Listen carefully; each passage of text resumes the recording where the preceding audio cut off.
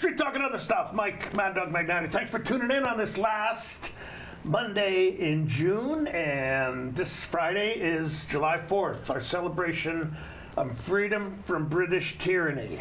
And we want to continue that attitude that we will not let tyrants run this country, that we the people will stand up when it comes time for us to do that.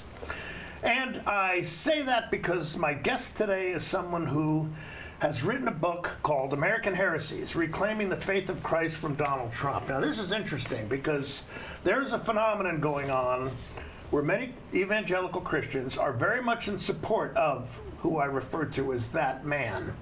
Okay? And this is something that stumps many of us who identify as Christians, who are trying to be followers of Jesus. And the guest I'm going to have today, okay, Reverend Keith Matson, who wrote this book, is going to discuss this issue with us today, and I'm very happy to have him. I've been looking forward to having him on, and I want you to stick around, because whether you agree or not, this is going to be an interesting show, and it's going to be enlightening. But hey, Street Talk and Other Stuff, you stick around. We will be right back.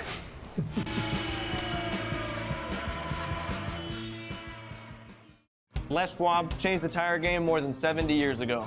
Today, we still believe you should get more from less.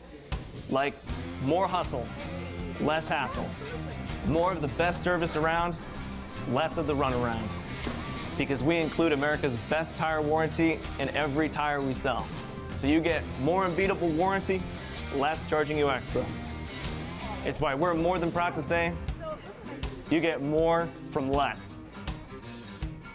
Hi, I'm Amanda Walden with A. Walden Insurance Group. Medicare can be overwhelming, but you don't have to figure it out alone. I've been helping people understand their Medicare options for over a decade. Medicare isn't a one-size-fits-all. I'll help you understand your coverage options so you can feel confident in your decisions. Let's find the right Medicare plan for you. Call me today or come and see me at my office located on South Chelan Avenue in Wenatchee between the YMCA and the Social Security office. I look forward to meeting you soon.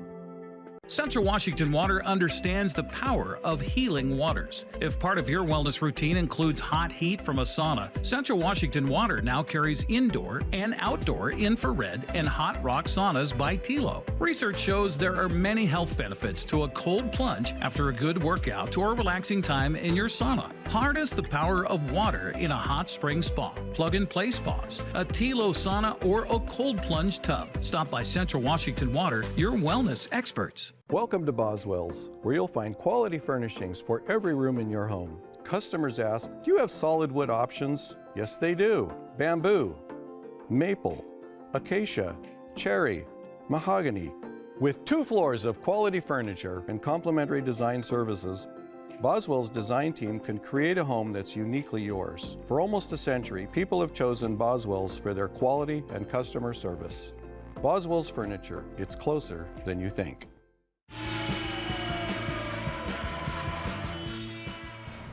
Okay, we're back. Street Talk and Other Stuff. And like I said, I want to introduce my friend Keith Matson, Reverend Keith Matson. Thank you very much for being here, okay? Oh, I'm glad to be here. Okay, now you've reached on here. Okay, tell us a little bit about yourself, okay? Okay. I served as an American Baptist pastor for 42 years. 42, all right, 42 good for you. years. Good for you. Yeah, church pastors across the country, places in Oregon and here in Washington State and Kansas where I was raised, and then retired here in Wenatchee. Right, and so you've been here since 2017. That's correct. That's correct. And I've taught kids chess and enjoyed that. But right now I am a chaplain at the hospital. Central Washington Hospital. Yes, and I just find that tremendously rewarding. Yeah, I would imagine so. Yeah, it's stressful. Yeah. Well, yeah, I mean, you're dealing with people at often crisis moments of their life, Absolutely. sometimes the blackest moments of their life. Absolutely. So, yeah, that's right. Takes a person with a big heart. Well, to me, it's just a matter of trying to be as much in touch with what God is doing and wants to do to help people. Sure, sure. That's what it's about. Okay. And you can't get too wrapped up in what your own abilities are or are not there. You have to believe that everything that you do is bigger than your own ability. Yeah. I had a plaque that I gave to my mom once that says, God help me to know that nothing's going to happen to me today that you and I can't handle together. Right, okay. And you know, that's one thing about the hospital that I love. There's a picture in the entranceway of doctors operating. Yeah. You know the one I'm talking about? And standing over their shoulder is Jesus. It's in the chapel. It's in the chapel? Okay, I love that picture. I think it's great. Yeah, okay. That's great. Okay, now as well as pastoring, you've been an author. Okay, you've written, I think, 3 books? I've written more than that, More actually. than that, okay. But I've written 3 novels. Oh, okay. And I've written now, I just got out a book of short stories, and now this book that has to do with the Christian faith. I also wrote for a company called Serendipity for a long time. Oh, did you? Okay. They deal with small groups for churches. All right, now your recent book, the one I asked you to come on to talk about. Yes. Tell us the title of that. American Heresies, Reclaiming the Faith of Christ from Donald Trump. That's the title of it. And it's because I think Donald Trump, as many dictatorial, authoritarian leaders have done, has sought to confiscate the faith, to use it to his advantage. Right. To use it to promote his ideas and his power. Right. So I feel that that's a violation that has to be stopped. And spoken out about. And spoken out about, yeah. I was just talking, my wife and I were just watching about Dietrich Bonhoeffer. Right. And the Germans. And Hitler tried to do he did the exact same thing. Yes, he institutionalized or nationalized Christianity. That's right. Right. He put himself as somebody who was prominent in that, and that's what some evangelical Christians are trying to do with Donald Trump. Yes. And there's strong similarities between the Third Reich and what's going on right now. And I don't care if people believe it or not, okay? Yeah, the faith of Christ is too vital to the world, to humanity, to be abused in that way. Right, right. Okay, now here's a question. There's a book by a gentleman named Matthew Taylor. It's a Christian, and it's called The Violent Ticket by Force. He says in that book that 60% of American evangelical Christians believe that the 2020 election was stolen from Donald Trump and that God had ordained him to be president. Now, you are taking, as I do, a strong view in opposite to that, that Donald Trump is not God's man of the hour. That's true. Okay? Could you give us some specifics why and the things you outline in the book? Well, and I read the book. It's excellent. Very good. There's several things that I would say in regard to that. One, Donald Trump manipulates these things through lies. Yes. You know, the right-wing Christians are trying to get the 10 Commandments put into schools. Yeah. And what is one of those commandments? Do not bear false witness against your neighbor. All the time. I bring that up all the time. And they have done that innumerable times, innumerable ways. And you know, the word evangelical, right? It means to proclaim or bring good news. Right. And when we talk about Christianity and the beginnings of Christianity and the birth of Christ, you know, it'll be good news for all people. Yes. Okay. Good news for all. And there's a quote attributed to Mark Twain. I'm not sure if it was Mark Twain, but it's attributed to him. It says that Christians talk about what a wonderful place heaven is and how hard it is to get there. And what a terrible place hell is, and how easy it is to get there. And they call that the good news. Good news. I know. And it's like, what have we done to the good news? Right, right. We've turned it. Yeah. Trump is not the only one who's done this. No, he's not. He is a product of what's been happening. He is taking it to the penultimate point of what this is about. Okay. And he's used it. He's used it, and I call them heresies. Now, I use that word advisedly. Okay. Because when I was raised, you know, when I went through my theological education, I know that the word heresy was used oftentimes to burn people at the stake, yes, and to, you know, kill people because they had some sort of different idea about what was true and what was false. So, you know, that's bad.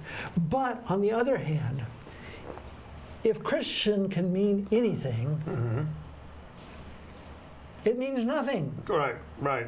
Very true. It means nothing. Yeah.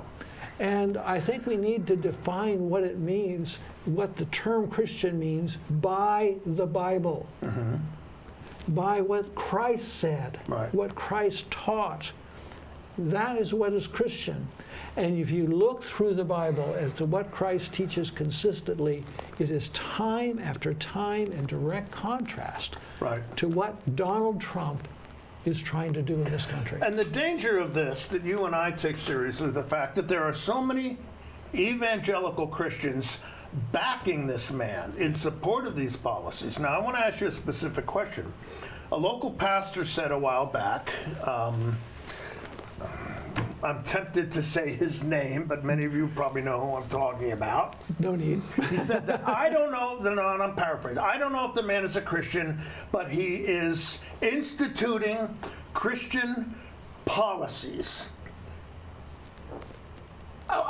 What Christian policies is the man instituting? Here you've got just ripping apart families. Yes. And violently going after people working in healthcare and in yard work and in agriculture and in nursing homes, and ripping them away from their families, and doing that without process, Right, without due process. sending them down to a horrid prison Exactly, down in El which the Salvador. Constitution allows for every person who's here on the soil of the United States. And I know a lot of people say, well, you can't do process with all these people.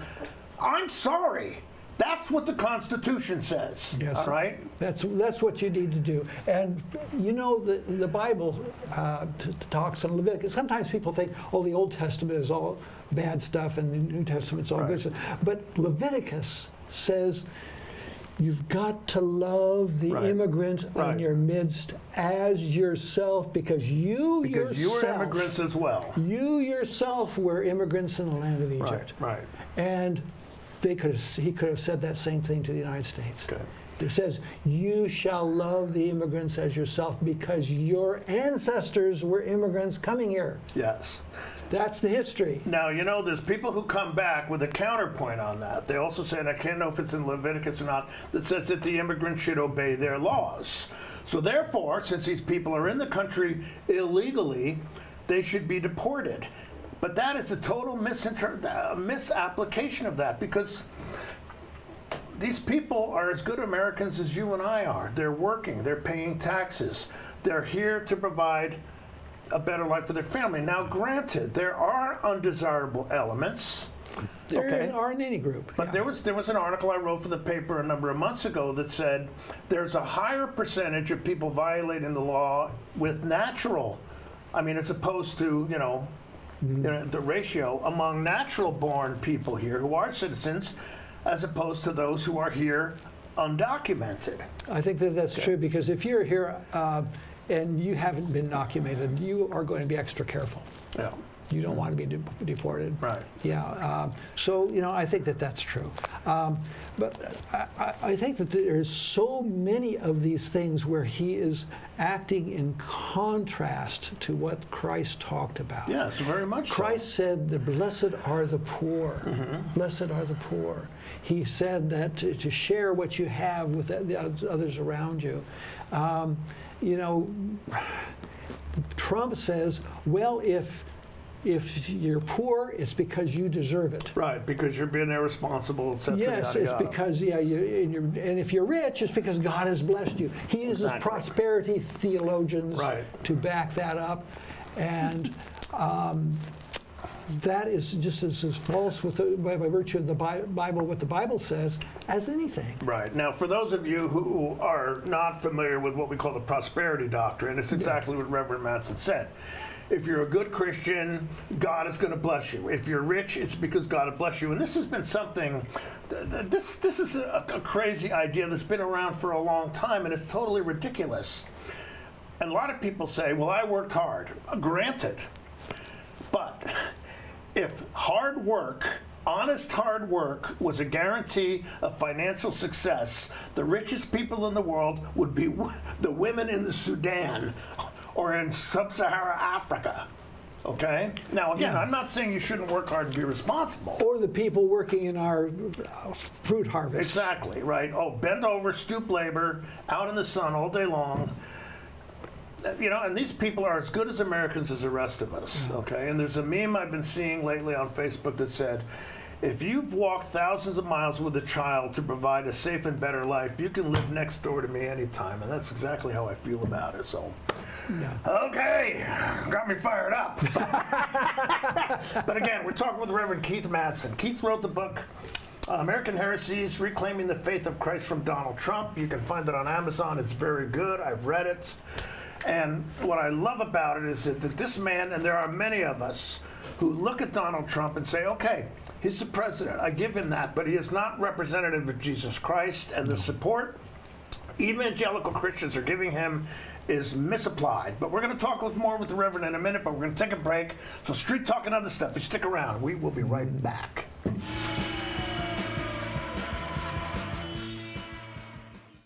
The Surf and Slide Water Park is open from Memorial Day through Labor Day. Surf and Slide is located in the heart of Central Washington in Moses Lake with activities for all ages and abilities. Check out Surf and Slide's Flow Rider Surfing Simulator, Lazy River, 2 200-foot water slides, tube slides, and diving boards. Our children's area includes a Treasure Island water structure, splash pad, and baby octopus slide. For season passes, visit us online or find Surf and Slide on Facebook.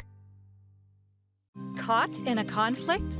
Family, workplace, neighbor, business, housing disputes? Wenatchee Valley Dispute Resolution Center provides mediation services, a cost-effective and efficient way to provide a written resolution to disputes and issues. Plus, we offer mediation training and community education on conflict resolution and communication skills. Contact us to learn more.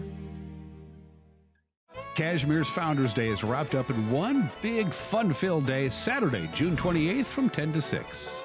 Founders Day began in 1979, celebrating all that Cashmere has to offer. The Classic Car Show is always a favorite in the heart of downtown, as well as the ping pong ball drop in the park. And of course, the day concludes with the Grand Parade at 5 p.m. Please support these businesses during your visit to Cashmere. Doan's Valley Pharmacy. Enjoy a treat at their old-fashioned soda fountain. Craving fresh Asian comfort food? Steam Panda is Wenatchee's popular, family-friendly Asian restaurant. They focus on providing guests with delicious, healthy, fresh, and natural dishes for an affordable price. It's time to enjoy one of their many popular house-made soup dumplings, ramen noodles, or pho dishes. And make sure to ask about their lunch and chef specials on sushi rolls. Steam Panda's Hawaiian poke bowl and salads are excellent with your favorite boba tea. Stop by or order online at Steam Panda today.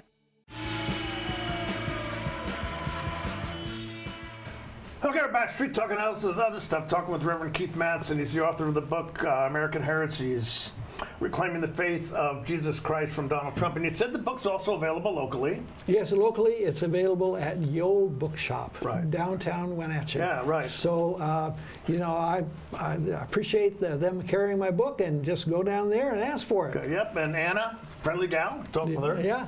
Okay, so a lot of people are saying that Trump is imposing Christian.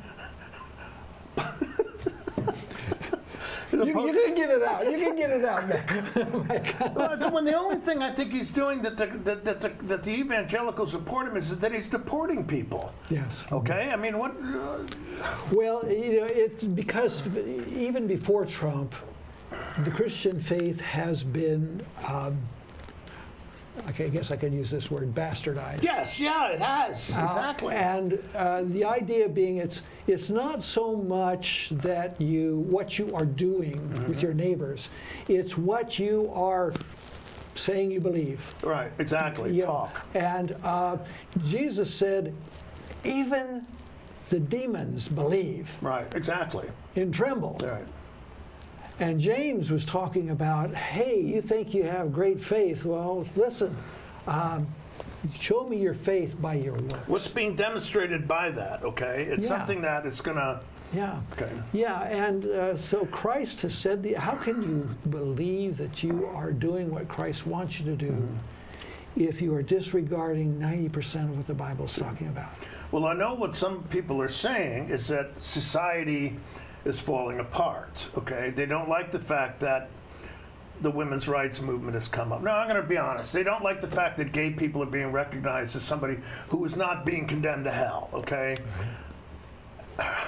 And so they're thinking that the country is in a mess. I mean, there was a book by a guy named Lance Wallnau that said, he wrote a book in 2016 that Trump was the chaos president because of the unfolding or destruction of America, something like that.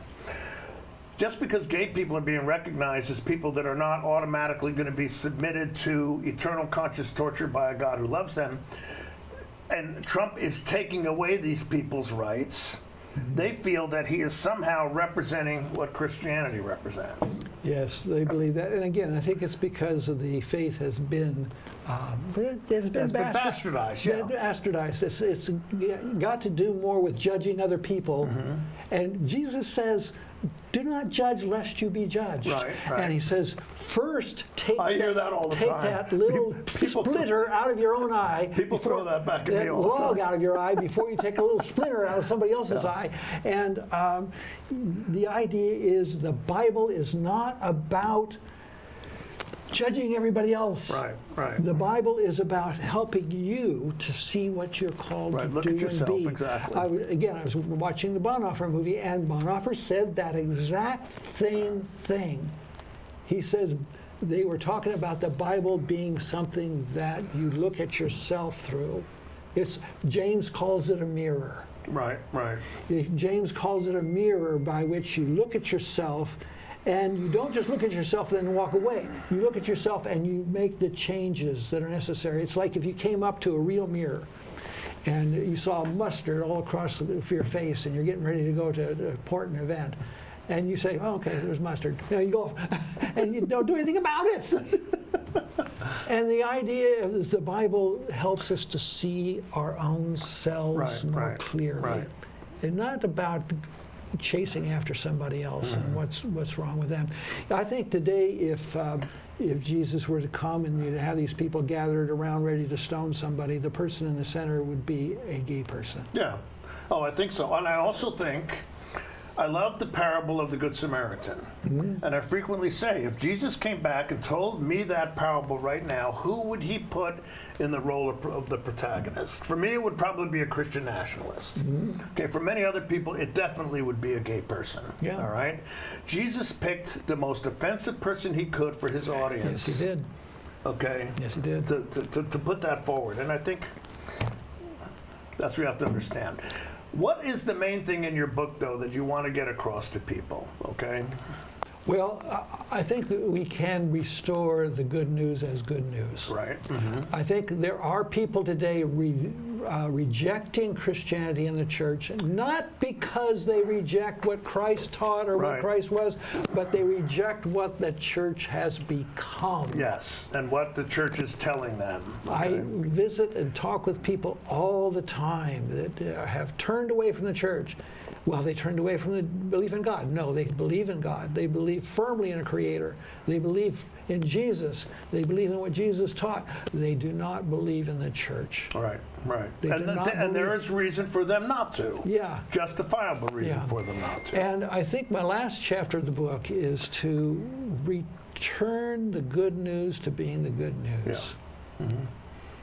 It has to be good news for all people. Yes, exactly. Now, some people, and there's local pastor and others, I think, that have presented Jesus as carrying an automatic rifle and just leading people into destroying all this wickedness around them. That's not the Jesus of Scripture. Right. And I think that's what many of the evangelicals who support Donald Trump do so, because he's a bully. He's a tough guy. Yeah. Well, actually, I think he's a weakling myself. But they look at the Sermon on the Mount that says, be humble, be meek, be a peacekeeper, turn the other cheek, give to he who doesn't have, to he who doesn't. They say, wait a minute, that doesn't work anymore. Okay, we need to take control of society to impose our Christianity on everybody else, okay, so that we somehow submit this world into the, and that's a big word, No, submission isn't the word I'm looking for. Dominion is the word I'm looking for. Return the world under the dominion of what we say Jesus wants you to do. Yeah. And they're incorrect, okay? When they say that it doesn't work, they ignore a lot of examples where it has worked. Right. I mean, just nationally, you talk about the example of Martin Luther King. Yes, okay. It has very much so. That worked. Okay. Yes. That made a big difference. Right. Mother Teresa Sure. made a big difference. Made a big difference, right. And individually, it happens also. In a lot of the stories of white racists and white nationalists, there's also stories that have been told over and over again of loving people who have been confronted. I remember one of a black waitress that was confronted by a white racist, and she loved him, and she listened to him, Right. and changed him. He had hate tattoos all over his body, and she changed him by caring for him as a person. Exactly, right. And he, along with the Southern Poverty Law Center, help from them, went through the painful process of removing those tattoos because that was no longer who Right, he was. no longer who he Does was. it not work? It does work. Right. It does work. Yeah. I've heard the statement is not that Christianity has been tried and found wanting, it has been not tried. Not tried, exactly, yeah. And found inconvenient. Yeah, and exactly, it's been inconvenient. Well, because it's not easy, okay? Yeah. It's not easy to pick up your cross daily and follow Jesus. It's not easy to be a peacemaker. It's not easy to be humble and meek, okay? That's right, that's correct. And that's what the Apostle Paul tells us, that he is going to enter into our weakness and give us the strength that we need, okay? But that is not what people who are supporting Trump want to do, okay? They want to stand up, they want to be powerful, they want to take over. They want to take over, they want to have dominion, all right? And it's not, as you said, what Jesus taught, so. Yeah. All right. It's not what, if you look at how the church grew initially, it was not through war. It was through sharing the good news, what was the good news of Jesus Christ. Right. And it grew from a small group. Some people say 12, but I think probably it was more than that because they weren't counting women. Yeah, true. and from a small group, and it took over the known world. Because it was not military that did that. And when Constantine kind of made it the official religion of the church, and there's going to be more of a military thing, that's when it became innocuous. Right, that's the craziest thing, Yeah. By this sign conquer, they say that Constantine saw a cross in the sky, and therefore this justified his military action. What a bunch of nonsense. And from that point on, Christianity became diluted. Right. And it lost its power. Right. By trying to take power. By trying to take power, it lost power. Right, exactly. That's right. Okay. Yeah. Okay, well, again, I like the fact that you wrote the book. I think it's a good book. It's a good question. Again, the name of the book is American Heresies, Reclaiming the Faith of Jesus Christ from Donald Trump. Okay. What are the final things you would like to say to people? I'd say be agents of good news. Right, okay. Be agents of good news and love in the spirit of Christ. Yeah. That is what we need to do. And Donald Trump is not a Messiah figure. No, not at all. And he's not a King Cyrus figure either. My parents warned me very early from the teachings in the Bible of coming Antichrists. Yeah. Okay. And what I'm recommending, okay, if you are not a believer, all right, get a Bible. You can go online and see it. Read Matthew 5-7. That tells you who Jesus is. And then you decide how much that is comparable to the policies of Donald Trump. But hey, Reverend Mattson, thank you very much. Appreciate you being here. Thank you for having me, Mike. Thanks for tuning in. We'll see you next week. Have a great day. Bye-bye.